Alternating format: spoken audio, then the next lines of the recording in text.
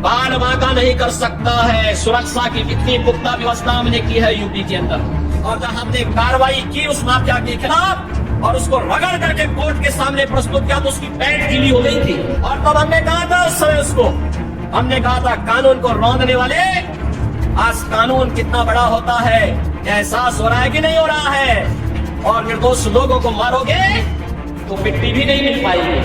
अभी जम्मू कश्मीर से आ रहा हूं और केवल यहां की सभा के लिए आया हूं, अन्यथा मेरे और भी कार्यक्रम थे। मैंने कहा नहीं, मैं जाऊंगा सरधला में, मैं इस बार जरूर जाऊंगा, 24 में मैं जरूर जाऊंगा। और बहनों भाइयों, मैं इसीलिए आया हूं आपसे कहने के लिए, जो लोग गुमराह कर रहे हैं उनके गुमराह में आने की आवश्यकता नहीं। ये लोग कभी नहीं आएंगे। फिर जाति के सौदागर उपयोग करेंगे, बाद में सौदेबाजी करके गायब हो जाएंगे। हमें किसी भी ऐसे व्यक्ति के बहकावे में नहीं आना है जिससे हमारा राष्ट्र धर्म खतरे में आए।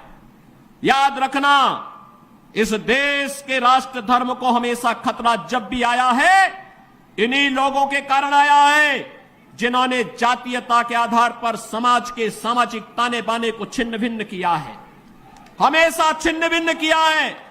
और बहनों और भाइयों, मैं आपको इस बात के लिए आश्वस्त करता हूं कि कोई माए के लाल बाल बांका नहीं कर सकता है। सुरक्षा की इतनी पुख्ता व्यवस्था हमने की है यूपी के अंदर।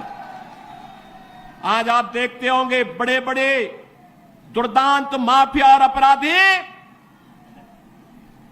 किस कदर उनकी दुर्गति हो रही है। आप देख रहे होंगे, जिनके नाम से ही लोग कर्फ्यू जैसा माहौल होता था, आज उनकी दुर्गति क्या है हर व्यक्ति देख रहा है। इन माफिया और अपराधियों की स्थिति क्या है, आप रोज सोशल मीडिया के प्लेटफॉर्म को उठा करके देखते होंगे।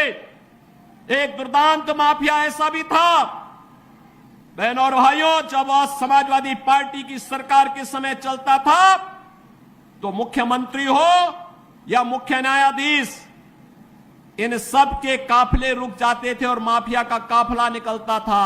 और जब हमने कार्रवाई की उस माफिया के खिलाफ और उसको रगड़ करके कोर्ट के सामने प्रस्तुत किया तो उसकी पैंट गीली हो गई थी, उसकी पैंट गीली हो गई थी। और तब हमने कहा था उस समय उसको, हमने कहा था कानून को रौंदने वाले, आज कानून कितना बड़ा होता है यह एहसास हो रहा है कि नहीं हो रहा है। और निर्दोष लोगों को मारोगे तो मिट्टी भी नहीं मिल पाएगी।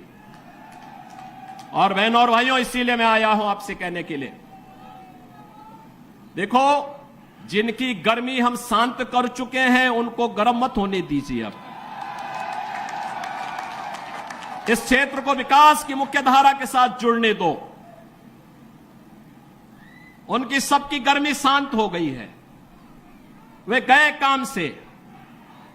और इसीलिए मैं आप सबसे अपील करने के लिए आया हूं कि पूरे देश की एक आवाज है, पूरा देश एक ही स्वर में बोल रहा है। और वह बोल रहा है कि फिर एक बार